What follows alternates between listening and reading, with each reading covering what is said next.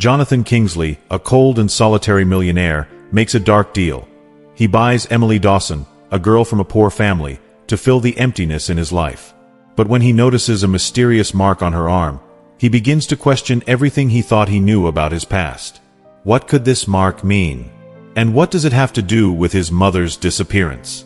Jonathan Kingsley's life had always revolved around money and power, but his heart was a locked box where few dared to step inside.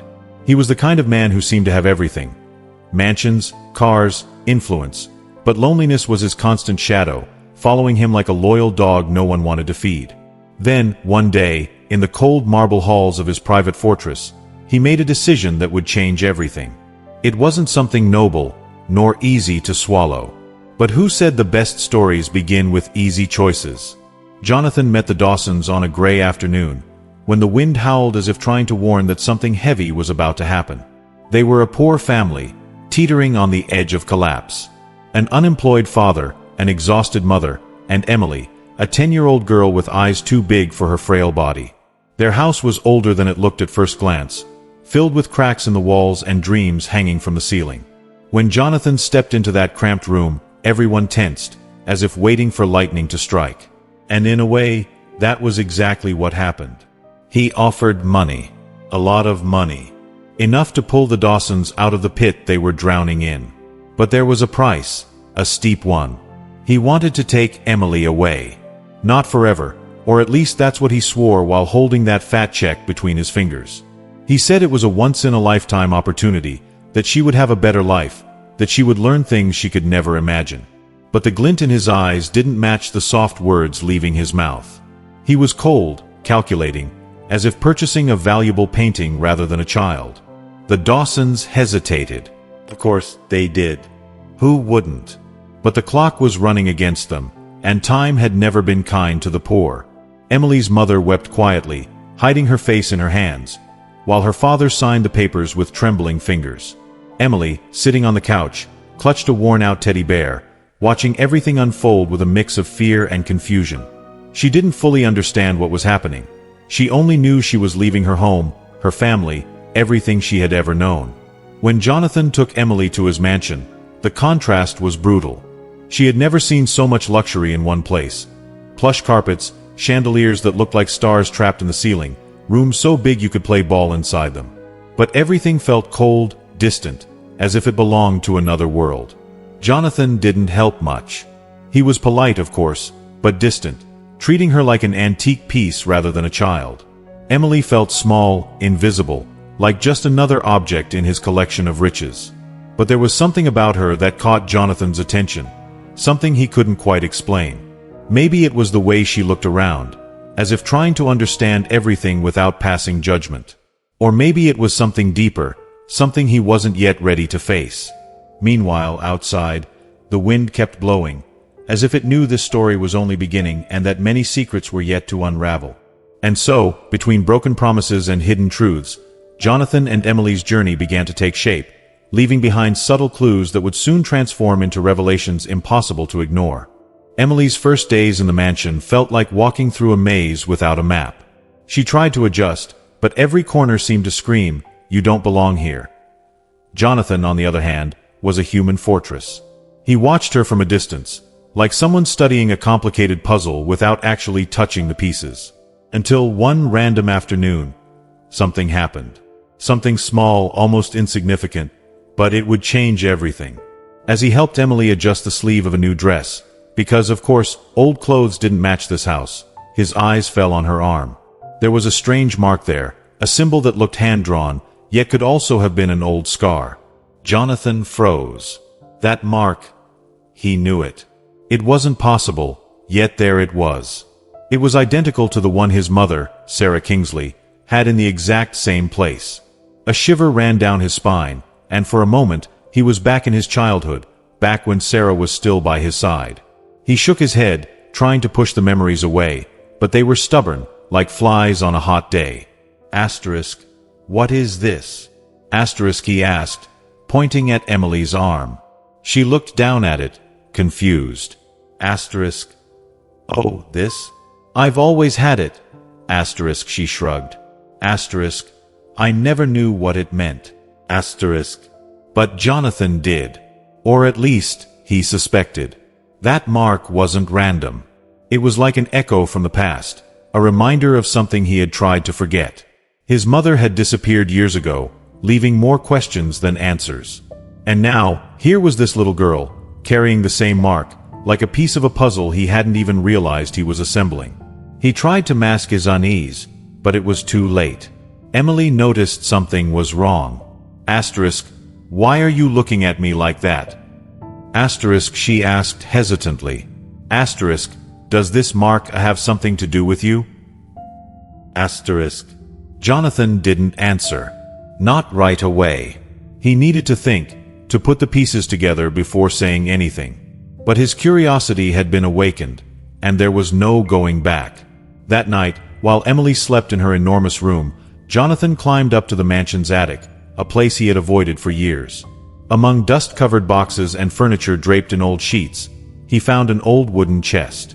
Inside, there were faded photographs, yellowed documents, and Sarah's journal. He sat on the cold floor, holding the journal in his trembling hands. The pages were filled with hurried notes, as if Sarah had been writing against time. There were references to the mark, to something called the Order, and to a pact she had made. Jonathan's heart pounded. A pact? What kind of pact? And why had his mother never told him about this?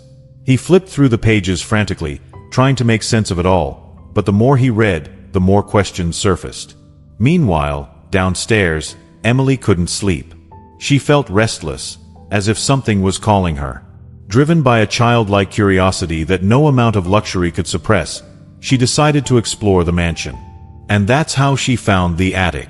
Standing at the doorway, she saw Jonathan sitting on the floor, surrounded by papers and photographs. He looked up and saw her, surprised. Asterisk, what are you doing here? Asterisk, he asked, trying to hide the journal. But Emily had already seen it. Asterisk, what's that? Asterisk, she asked, pointing at the book. Jonathan hesitated. He knew he couldn't tell her everything. Not yet. But he also knew she deserved some explanation. It's a journal, he finally said. Asterisk, my mother's. Asterisk. Emily frowned. Asterisk, your mother? What does she have to do with this mark? Asterisk. Jonathan sighed. I don't know, he admitted. Asterisk, but I think we're about to find out. Asterisk. That night, they began reading the journal together, exchanging curious and tense glances. With every page, they uncovered more about Sarah's past, her disappearance, and the mark that now connected Emily and Jonathan in ways neither of them fully understood. It was as if fate had drawn an invisible path between them, intertwining their lives in ways beyond logic. But what they didn't know was that the mark wasn't just a symbol. It was a sign. And someone, somewhere, was watching. Someone who didn't like secrets being unearthed. Someone who would do anything to protect what had been hidden for so long. Emily and Jonathan were about to learn that some truths are like storms. They may seem distant at first, but when they arrive, they leave nothing untouched in their wake. They had no idea what was coming. But one thing was certain. Their lives would never be the same again. And as the wind howled outside, carrying whispers of both promises and danger, the mansion seemed to breathe, almost as if it were alive. As if it knew that the next chapter of the story would be even darker. With every page of the journal, it was as if Sarah Kingsley's past was coming to life again, whispering secrets Jonathan had never imagined. He and Emily kept reading together, sitting on the dusty attic floor, surrounded by shadows that seemed to shift when no one was looking. Sarah's words were a labyrinth of mysteries, but there was something in them that held their attention, an urgency, as if she was trying to warn them about something important before it was too late. The journal spoke of the Order, a secret organization involved in ancient rituals and dangerous pacts. The mark on Emily's arm, the same one Sarah had, was mentioned repeatedly. It was called the lineage symbol, something that connected people across generations, marking them as part of something greater. But Sarah never fully explained what that something was. She only wrote that the mark was both a blessing and a curse, and that those who bore it were destined to face difficult choices. Protect those who carry the mark, she had written on one of the pages. Asterisk, they are the key. Asterisk. Jonathan frowned as he read those words. A key to what? He wanted to ask Emily what she thought, but she was completely absorbed, her eyes wide as if she were seeing ghosts on the pages. Asterisk, this order. Do you think they still exist? Asterisk, she asked hesitantly. Jonathan didn't answer immediately. He didn't want to scare her, but he also knew ignoring the obvious wouldn't help. I don't know, he finally said. Asterisk, but if they do, we'd better be careful. Asterisk. Outside, the world seemed to go on as usual. Birds sang, cars passed by on distant streets, and the sun shone as if nothing were wrong. But inside the mansion, the atmosphere was different. It was as if the walls were listening, absorbing every word spoken in the attic. Jonathan started noticing small, unsettling things. Doors he was sure he had closed appeared open, shadows moved too quickly, and there were noises he couldn't explain. He tried to convince himself it was just his imagination, but something inside him told him otherwise. Emily, on the other hand, was beginning to feel something deeper. At night, she dreamed of hushed voices, whispers speaking of the sanctuary and someone named Sarah. At first, she thought they were just silly dreams, but they were so vivid, so real, that she began to wonder if something more was at play. When she told Jonathan about it, he tensed. Asterisk, sanctuary. Asterisk, he asked, frowning. Asterisk, what is that? Asterisk. Emily shook her head. Asterisk, I don't know. But it feels important. Asterisk. Jonathan's curiosity was at its peak. He decided to dig deeper, searching through more old documents he found in the attic. Among yellowed papers and faded photographs, he discovered something that made his heart stop, a letter written by Sarah, addressed to him. Her handwriting was familiar, but the words cut like knives. Asterisk, if you're reading this, Jonathan, it means something has gone very wrong. The order never rests. They will come for those who bear the mark. Protect Emily. She is more important than you realize. Asterisk. Those words echoed in Jonathan's mind like thunder. Asterisk, more important. What does she mean? Asterisk. He glanced at Emily, who was sitting beside him, flipping through the journal absent-mindedly. She looked so innocent, so vulnerable. But there was something about her, something he still couldn't fully understand. He knew he had to protect her. But from what and why? The following days were filled with tension. Jonathan started acting differently, more cautious, as if expecting something bad to happen at any moment. He hired extra security to guard the mansion, installed cameras in every room, and even canceled important work meetings. Emily noticed the change in him and grew concerned. Asterisk, are you okay? Asterisk, she asked one morning as they had breakfast. Jonathan forced a smile. Asterisk, I'm fine. Just have some things to take care of. Asterisk. But he wasn't fine. He knew something bigger was at play, something beyond him and Emily. And then, on a cold night, it happened. Jonathan was in his office, reviewing old documents, when he heard a noise coming from the garden. He went to check, thinking it was just the wind. But when he got there, he saw something that made his blood run cold. Footprints in the wet ground, as if someone had been there recently. And next to the footprints, a mark carved into the earth, the same symbol that was on Emily's arm. In that moment, he knew they weren't alone. Someone was watching them, waiting for the right moment to act. And Jonathan knew that when that moment came, their lives would change forever. Inside, Emily lay in bed, staring at the ceiling. She couldn't sleep, as if something were calling her name. And for the first time, she felt afraid. Not an ordinary fear, but something deeper, something that came from within. It was as if fate was knocking at the door, ready to step inside without asking permission. And as the clock counted the minutes, the weight of what was to come hung over them like a dark cloud, promising revelations neither of them was prepared to face. The discovery of the footprints in the garden left Jonathan with a bitter taste in his mouth, as if danger was closer than he had imagined. He tried to hide it, but Emily noticed something different about the way he moved around the house, like a caged lion, always glancing over his shoulder. She didn't say anything, but her large, curious eyes followed his every move, as if she knew something bigger was about to happen. And she was right. The next morning, Jonathan decided they needed to keep reading Sarah's journal. He felt that every word was a clue, a piece of the puzzle bringing them closer to the truth, or maybe pushing them further away from it.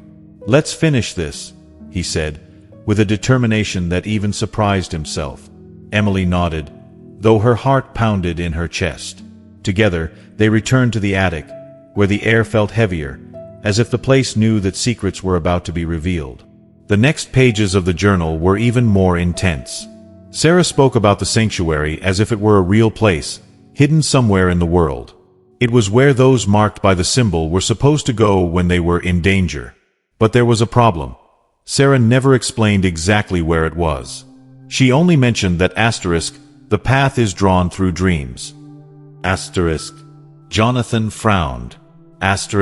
Dreams? That doesn't make sense. Emily, however, lifted her head suddenly. My dreams. She exclaimed, her eyes shining. I've been dreaming about this place, with voices telling me to find Sarah. Jonathan felt a chill run down his spine. He knew Emily wasn't the type to make things up, but this was too much to process. Dreams leading the way. It sounded like something out of a movie, but at the same time, everything about this story felt impossible. He took a deep breath and kept reading. The next pages were even darker. Sarah described the Order as a relentless force, hunting down anyone marked by the symbol. "They will not stop," she warned.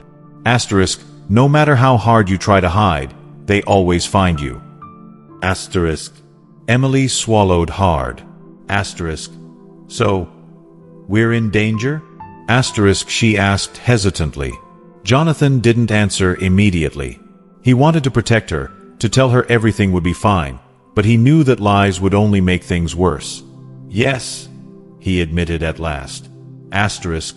But we'll face this together. The girl nodded, though fear was written all over her face. Meanwhile, outside, the world seemed to conspire against them. The wind howled louder, as if warning them that something big was coming.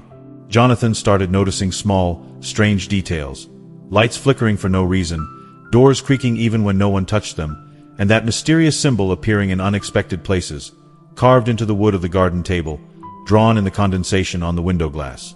It was as if the mark was alive, moving, trying to get their attention. Emily, on the other hand, was starting to feel something different. Her dreams were becoming clearer, more real. She could see Sarah now, as if she were standing right next to her. In one of those dreams, Sarah spoke to her directly. "You need to trust Jonathan," the soft voice said. But you also need to trust yourself. You are stronger than you think. When Emily woke up, she was breathless, as if she had run a marathon in her sleep. She knew this wasn't just a normal dream. It was a message. Jonathan noticed the change in her. More dreams.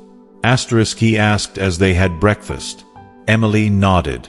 "She said I'm strong," the girl murmured, lowering her gaze. Jonathan felt something tighten in his chest. He had always been a cold, distant man, but Emily was awakening something inside him that he thought had died long ago. A protective instinct, a desire to care for someone other than himself. The two spent the next few days trying to decipher the journal's clues. Sarah mentioned specific locations, a forest, a mountain, a river, but none of it made sense. Until, on a rainy afternoon, Emily had an idea. What if these places are on the map? She asked excitedly. Jonathan frowned. The map. Emily nodded. Yes. Maybe it's like a treasure hunt. They grabbed an old map from Jonathan's office and started searching. Emily traced lines with her finger, connecting the points mentioned in the journal. And then, something incredible happened. The lines formed a triangle, pointing to a specific location deep in the forest. This is it. Emily exclaimed, her eyes sparkling. Jonathan stared at the map, impressed. "The sanctuary," he murmured. But before they could plan their next step, something happened. Jonathan received an anonymous call. A distorted voice on the other end of the line spoke only one sentence.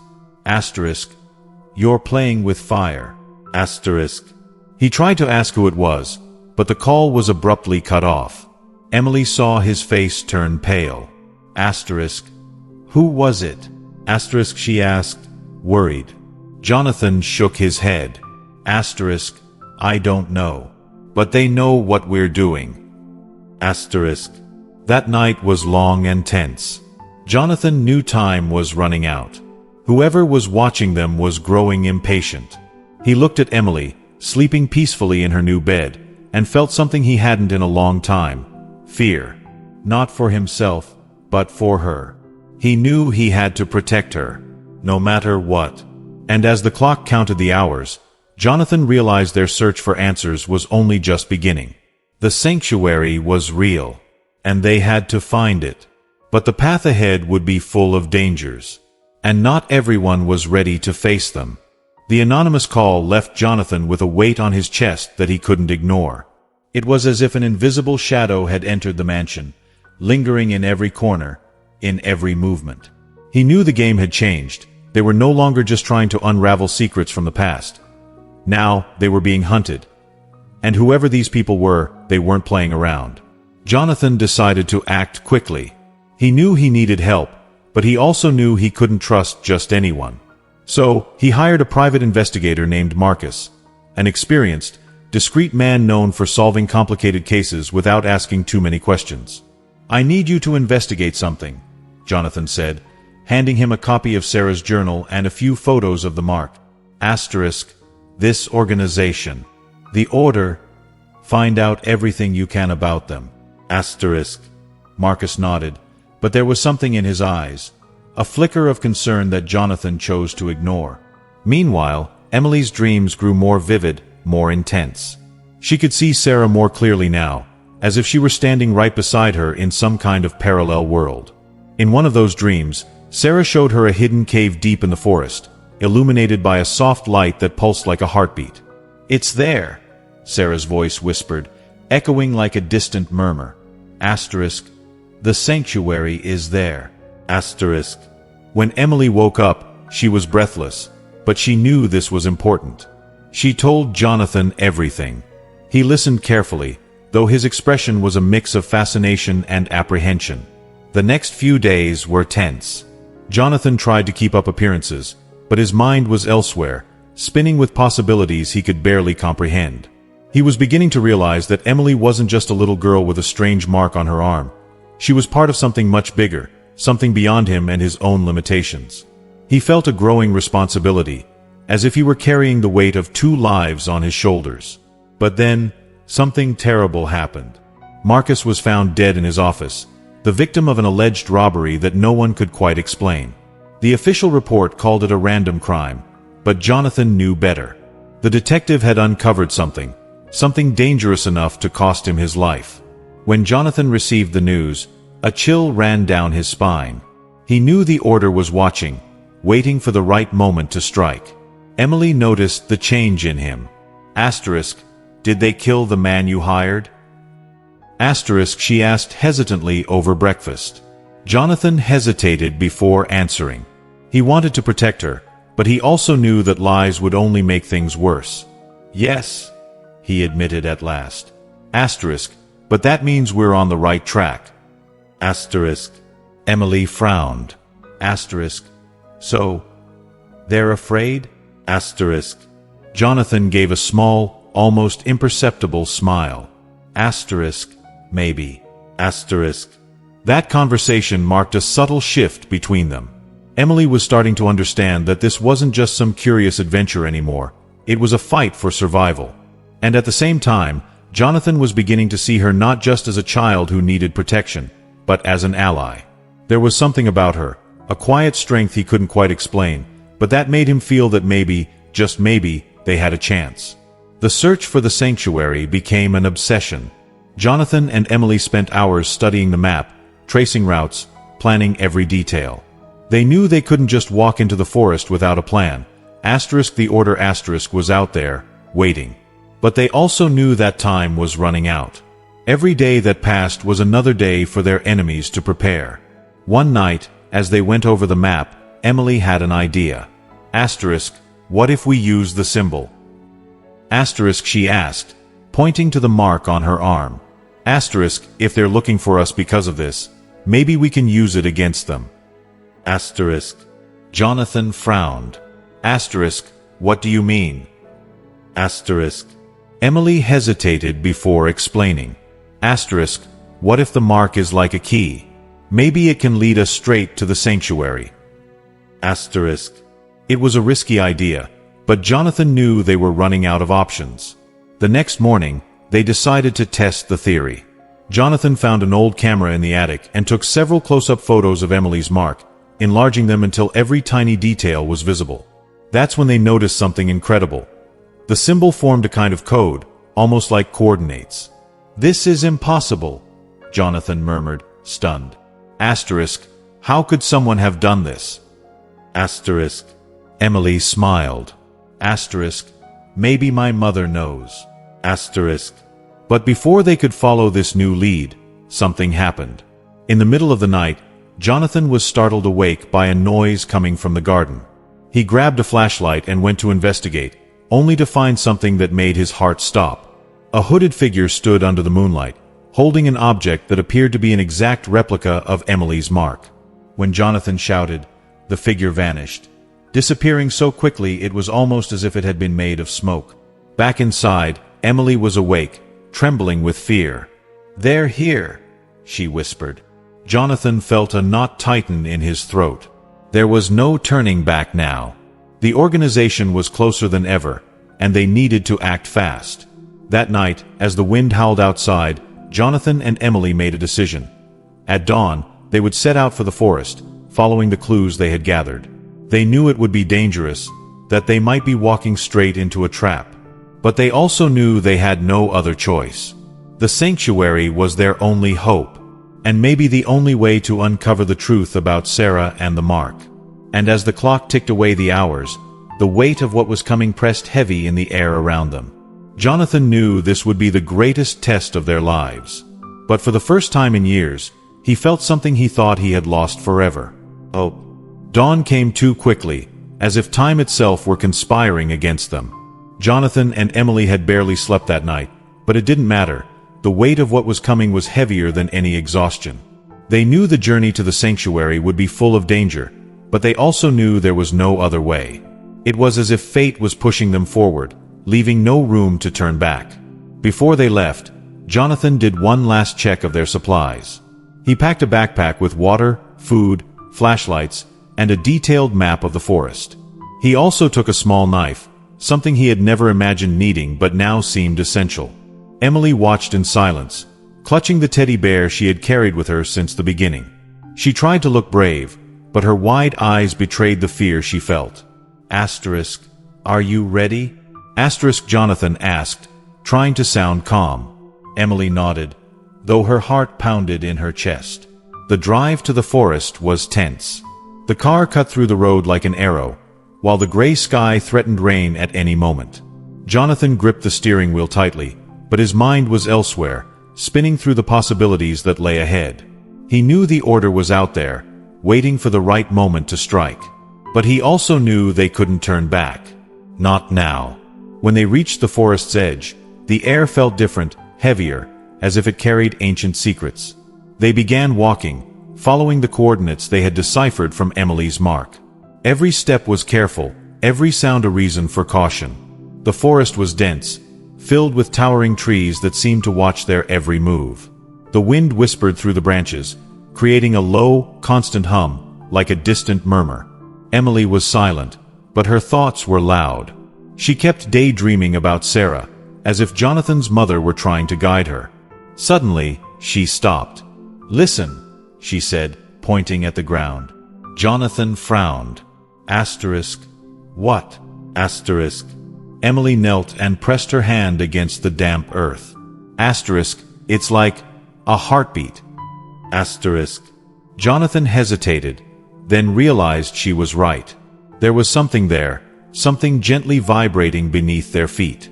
It was as if the ground itself was trying to speak. They followed the sound, which grew stronger with every step. After hours of walking, they found a hidden clearing, surrounded by ancient trees whose branches formed a natural archway. In the center of the clearing, there was a cave, exactly like the one Emily had seen in her dreams. The entrance glowed with a soft, almost magical light, pulsing in rhythm with the mark on her arm. "This is it," she whispered, her eyes shining. Jonathan glanced around, tense. "We need to be careful," he murmured.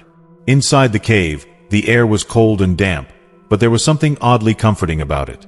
The walls were covered in ancient symbols, carved into the stone as if they had always been there.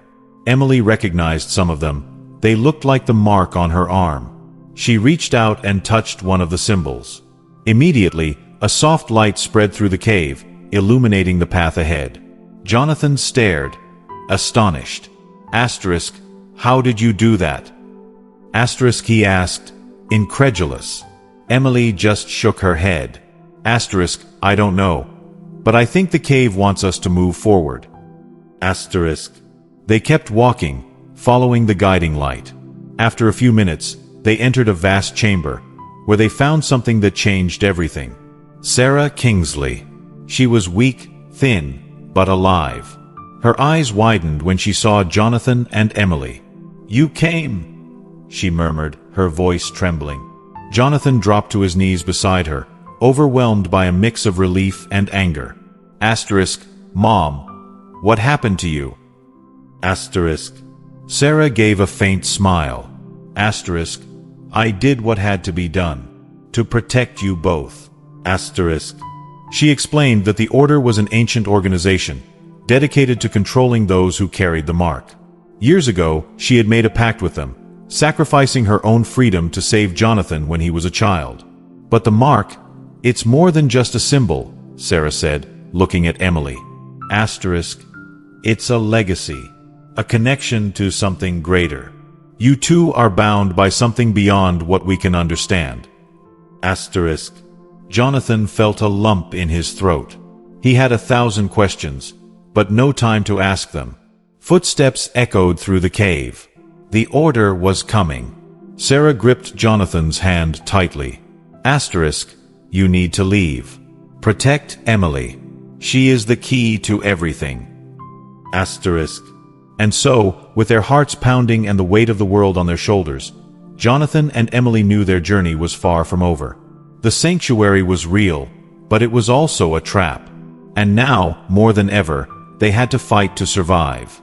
As they ran through the cave, leaving Sarah behind, the sound of approaching footsteps grew louder.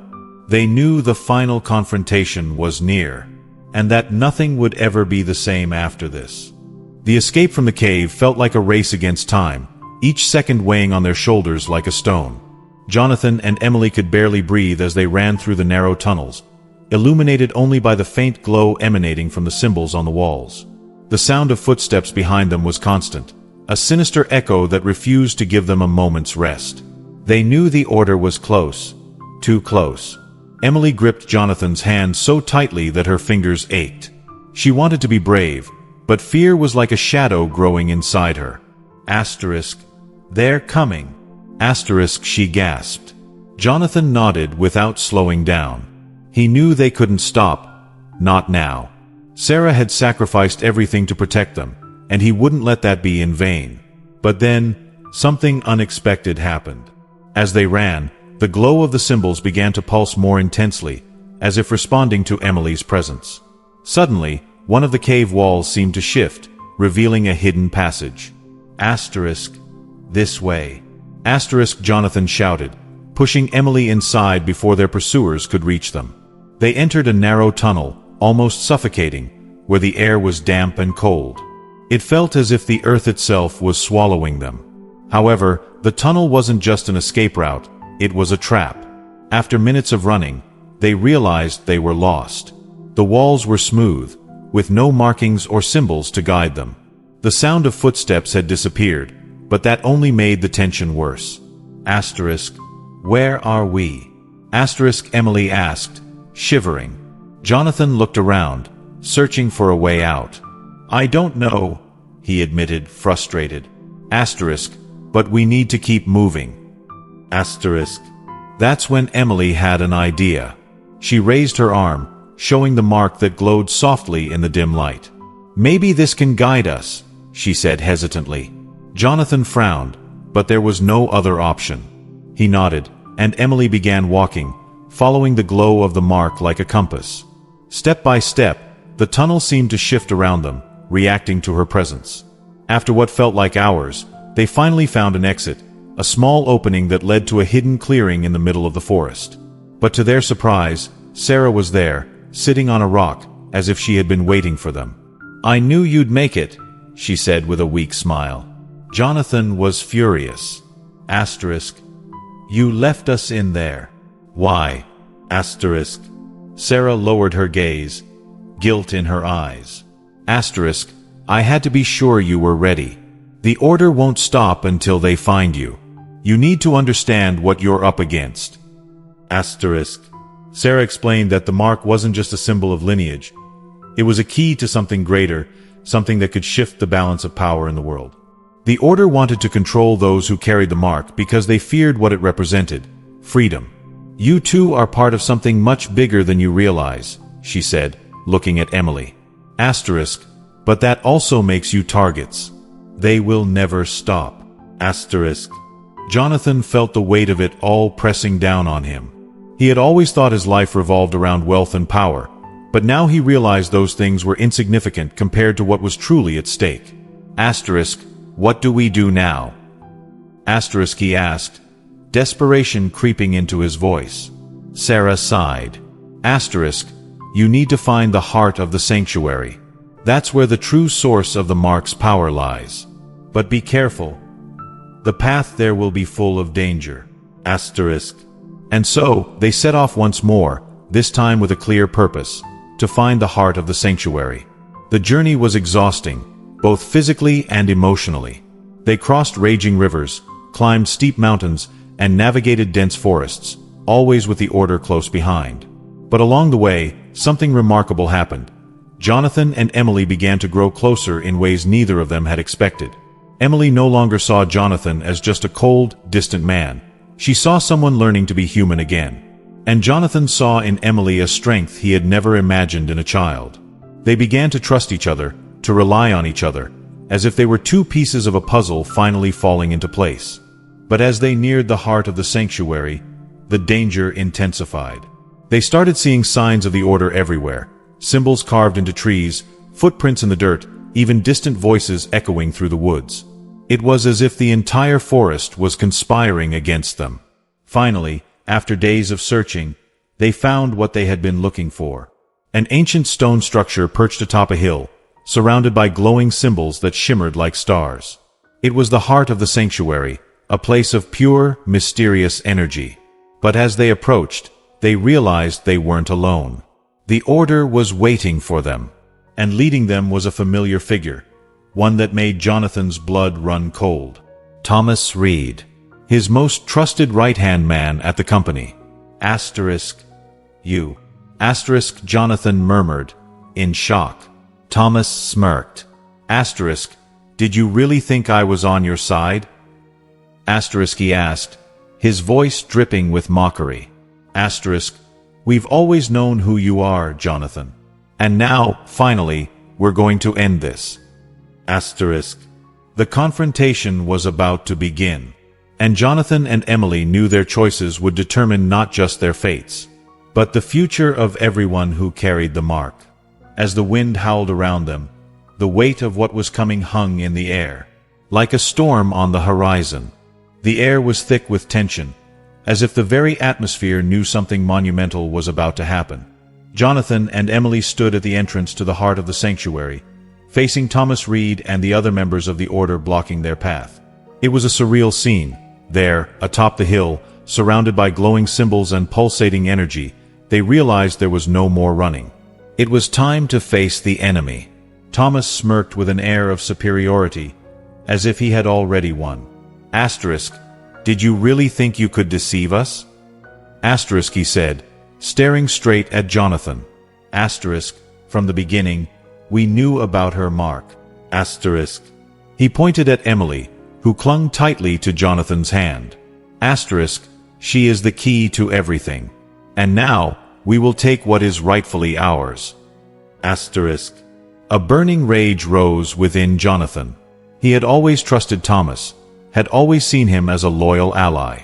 But now, faced with this betrayal, he realized just how blind he had been. "You will not touch her," Jonathan said, his voice so firm that even he was surprised by it. Thomas laughed, but there was something dark in his tone. Asterisk. You don't have a choice, Jonathan. This battle was lost before it even began. Asterisk. But Emily refused to surrender without a fight. She felt something stir inside her, a force pulsing in sync with the mark on her arm. She turned to Sarah, who stood a few steps behind them, weak but resolute. Asterisk. What do I do? Asterisk, Emily asked, her eyes full of determination. Sarah gave a faint smile. Asterisk. Trust yourself. The mark chose you for a reason. Asterisk. With that, Emily stepped forward, placing herself between Jonathan and their enemies. It was an astonishing sight, a small, seemingly fragile girl standing against armed and dangerous men. But there was something about her, something radiating courage and power. You will not take me, she said, with a conviction that even surprised herself. Thomas scowled, clearly irritated by her defiance. Asterisk. Don't be ridiculous, child. You don't know what you're doing. Asterisk. But Emily did know.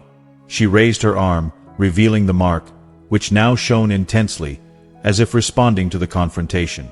Suddenly, the symbols around them began to pulse in unison, creating a wave of energy that made the ground tremble. The members of the order hesitated, clearly unsettled by what was happening. Even Thomas faltered for a moment. Jonathan seized the distraction. He grabbed a large stone and hurled it at one of the men, knocking him down. It was enough to create an opening. Asterisk. Run. Asterisk, he shouted, pulling Emily and Sarah into the heart of the sanctuary. They rushed into a vast chamber, illuminated by a soft light that seemed to emanate from the very ground. At the center of the room stood an ancient structure, covered in symbols that vibrated with a life of their own. Emily felt an immediate connection to it. It was as if she could hear ancient voices whispering, telling stories of those who had come before her. She approached slowly, pressing her fingers against the cold stone surface.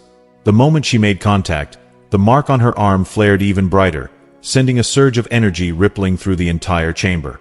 Thomas and the others stormed in moments later, furious. Asterisk. Stop her. Asterisk, Thomas shouted, pointing at Emily. But it was too late. The energy emanating from her was overwhelming, like a storm that could not be controlled.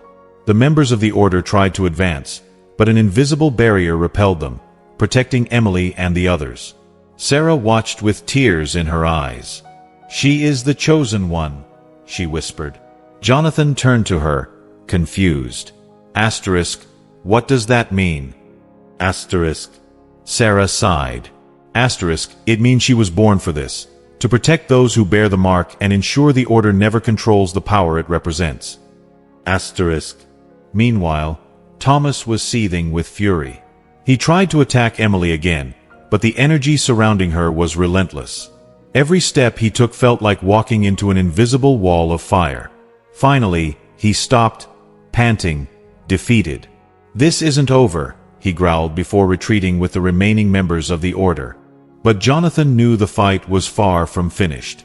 As the enemies vanished, he turned to Emily, who was exhausted but alive. Asterisk. Are you okay? Asterisk, he asked, concerned. Emily nodded, though her eyes brimmed with tears. Asterisk. I don't know what I did. Asterisk. Sarah placed a reassuring hand on her shoulder. You did what needed to be done, she said with a gentle smile. Asterisk. But now, we have to protect this place. The order will return, and they will be stronger. Asterisk. And so, as the wind howled outside, carrying away the remnants of battle, Jonathan, Emily, and Sarah knew their lives had changed forever. The sanctuary was real, and they were its guardians. But they also knew the greatest challenge was still ahead. The weight of what was to come hung in the air. Like a dark storm, waiting to break. The silence after Thomas and the other members of the order left was deafening, as if the whole world were holding its breath.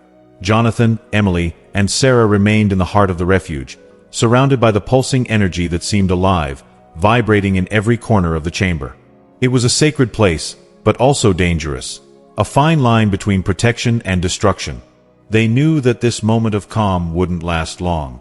Emily was still trembling, the weight of what she had done beginning to settle on her small shoulders. She looked at Jonathan, seeking some comforting words, but he seemed as shaken as she was.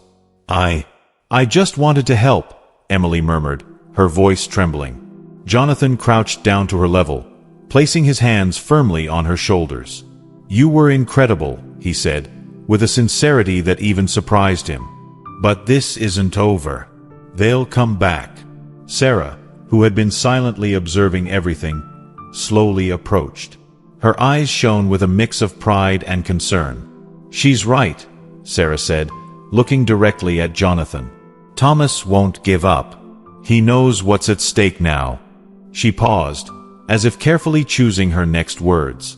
"Emily's mark is more powerful than anything the Order has ever faced. But that power comes with a price. They'll try to destroy her, or worse, control her."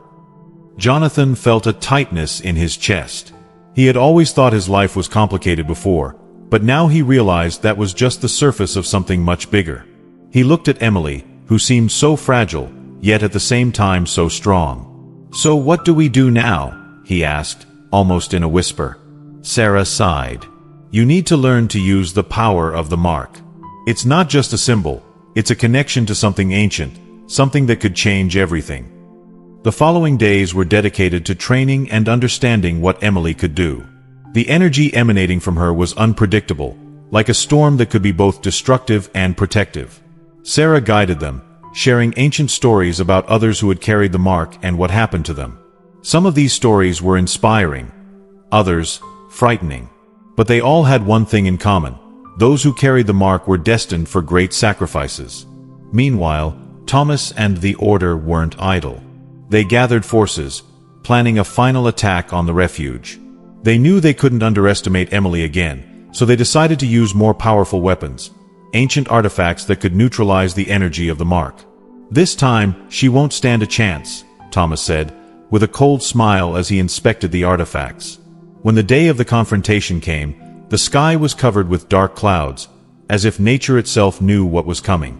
Jonathan, Emily, and Sarah were prepared, but they knew the battle would be brutal. They positioned themselves at the center of the refuge, where the energy was strongest, waiting for the enemy. The members of the Order appeared like shadows emerging from the forest, led by Thomas. He held one of the artifacts, a black crystal that seemed to absorb all the light around it. "The time has come," he said, his voice echoing like thunder. "You can't win." The battle began with an explosion of energy. Thomas launched the power of the crystal at Emily, but she managed to raise a barrier with the strength of the mark. The collision was violent, creating shockwaves that shook the entire chamber. Jonathan fought to protect Sarah, while Emily focused all her strength on keeping the barrier intact. But the crystal was powerful, and Emily was starting to weaken. She felt the energy draining from her body, as if she were fighting against an unstoppable tide. It was then that Jonathan made a decision. He ran to Emily, positioning himself beside her. "I won't leave you alone," he said firmly. He took her hand, and something incredible happened. Emily's mark began to glow even brighter, as if it were fueled by Jonathan's courage and determination. Together, they channeled the energy of the mark against the crystal, creating an explosion that lit up the entire chamber. Thomas's artifact was destroyed, and he fell to his knees, defeated. The other members of the Order retreated, frightened by the power they had just witnessed. But the victory came at a cost. Emily was exhausted, almost unconscious, and Jonathan could barely stand. Sarah looked at them with tears in her eyes. "You did the impossible," she said, emotional. "But this isn't the end. Emily's mark is still a target. They'll try again." Jonathan knew she was right, but at that moment, all that mattered was that they were alive. He looked at Emily, who slept deeply in his arms, and felt something he never thought he would feel again, love. Not the kind of love that buys and controls, but the kind that protects and sacrifices. As the wind blew outside, carrying away the traces of the battle, Jonathan knew his life had changed forever. He was no longer just a rich, lonely man. He was part of something bigger, something that went beyond money and power. And so, as the sun began to rise on the horizon, they knew the future would be full of challenges. But they also knew that, together, they could face anything. The weight of what was to come still hung in the air, but now, they had something they had lacked before: hope. The dawn brought with it a calm that seemed almost unreal after the storm they had faced. Jonathan, Emily, and Sarah were back at the mansion, a place that had once been just a symbol of wealth and isolation, but now had become a true home. The air inside was different, lighter, as if the weight of the past had finally been lifted. They knew the battle against the order wasn't over, but for now, they had secured an important victory. Emily was sitting on the sofa, wrapped in a soft blanket, watching Jonathan walk back and forth, deep in thought. He was still trying to process everything that had happened. 4 years, he had lived surrounded by luxury and power, but had always felt empty, as if something essential was missing. Now, he understood that what was missing wasn't something that could be bought or earned with money. It was something much simpler, but at the same time much deeper: human connection. Sarah, sitting in an armchair nearby, watched the two with a subtle smile. She knew this journey had changed them all in ways they could never have imagined. "You two have something special," she finally said, breaking the silence. Jonathan stopped walking and looked at her, surprised. "Special?" he asked, hesitantly. Sarah nodded. "Yes. You've proven that true power isn't in money or brute strength. It's in the people we choose to protect, in the sacrifices we make for others." Emily looked at Jonathan, her big eyes full of admiration. "You were incredible back there," she said softly. "I couldn't have done it without you." Jonathan felt a tightness in his chest. He had never been the type of person to seek approval or recognition, but Emily's words touched something deep inside him. "I just did what anyone would do," he murmured, looking away, although he knew that wasn't true. Sarah shook her head, as if she could read Jonathan's thoughts. "No, Jonathan," she said firmly. "You did something that few would have the courage to do. You chose to fight for someone who had nothing to offer in return, except her trust and her love. That's rare in this world." Her words hung in the air, like a truth Jonathan could no longer ignore. He had always thought success was measured by the size of his bank account or the influence he had over others. But now he realized those things were empty without something more meaningful to support them. He looked at Emily, who was starting to fall asleep on the sofa, and felt something he had never felt before: gratitude. Gratitude for having found someone who helped him rediscover what truly mattered. "Money can buy many things," Jonathan finally said, more to himself than to the others. "But it can't buy happiness, or love, or purpose. Those are things we can only find in the people we choose to have by our side." Emily opened her eyes for a moment, sleepy, and smiled. "So, am I rich?" she asked, with a playful tone. Jonathan laughed, a genuine laugh that echoed through the room. "Richer than any billionaire I know," he replied, with a sincere smile. Sarah watched the scene with tears in her eyes. She knew this was only the beginning of a new journey for all of them. Emily's mark was still a target, and the order would surely try again. But now, they had something they had lacked before: unity. Together, they were stronger than any enemy. Jonathan sat next to Emily, placing a protective hand on her shoulders. "We'll face whatever comes," he said, with a conviction that even surprised him. "But we won't face it alone. We're in this together." Emily nodded, sleepy but happy. She knew that, no matter what the future held, she wouldn't be alone. And that made all the difference. As the sun continued to rise in the sky, illuminating every corner of the mansion, Jonathan reflected on everything he had learned. He realized that true wealth wasn't in what we own, but in what we share. It wasn't in the power we exert over others, but in the positive impact we make in their lives. And above all, he learned that love, the kind of love that protects, sacrifices, heals, was the greatest force of all. The moral lesson was clear. In the end, what really matters is not what we have, but who we are and how we treat others. Jonathan, Emily, and Sarah had faced unimaginable dangers, but they had also discovered something far more valuable than any treasure: the importance of human connections, love, and hope. And so, while the wind blew gently outside, bringing promises of better days, they knew that, together, they could face anything. The future was still uncertain, but they had something they had lacked before: a family. And that was all they needed.